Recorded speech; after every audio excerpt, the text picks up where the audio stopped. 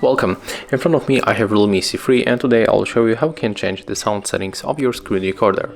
At the first you have to go for the settings, tap on the search pool, and right now type screen recorder. You can find it in the additional settings, and as you can see when we are here we get the sound settings, so we can record the system sound at the maximum volume. You can turn it off and turn it on by tapping on the switcher, and the same for the microphone.